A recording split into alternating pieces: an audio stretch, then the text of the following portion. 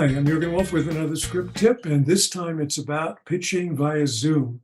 Now, it's something we're doing a lot these days, and I think even though the lockdown is easing up, we're still going to be using Zoom for quite a long time. In this tip, I'm not talking about the content of your pitch, but rather the presentation.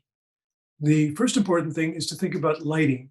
You want to be sure that more light is coming from in front of you on your face than from behind you. If the light is stronger behind you, you will look sort of like a silhouette or a semi-silhouette. And that's not good because, of course, we want the person who's listening and watching to be able to see your expressions. The second tip is about eye contact. Now, this gets a little tricky because in order for the person who is watching you to feel that you're making eye contact with them, you have to be looking into the camera, as I'm doing now, not at their face on the screen, as I'm doing now. And of course, you do want to keep track of how they're responding. You want to glance at them occasionally, make sure they're still there, make sure they haven't fallen asleep. But 80 to 90% of the time, you need to be looking directly into the camera to create this illusion of eye contact. And that's from an expert who teaches people how to make TED Talks. She suggested somewhere in that level of 80 or 90%.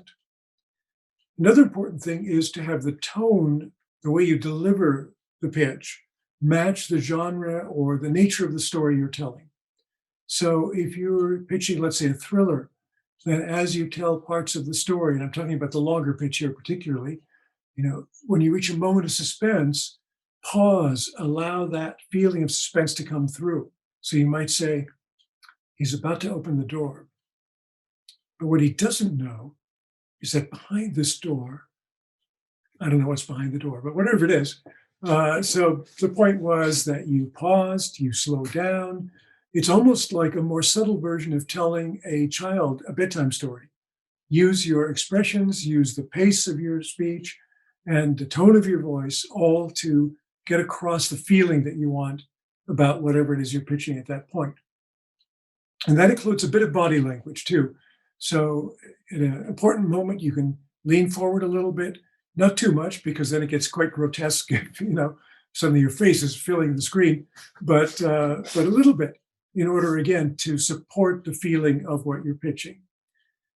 Now, this can be tricky, all of these, but the great thing is you can easily practice. All you have to do is to initiate a Zoom call with nobody else on it, and then press record and do the pitch to your camera, record it, and then watch it back and see at what points you maybe can improve the way that you pitched.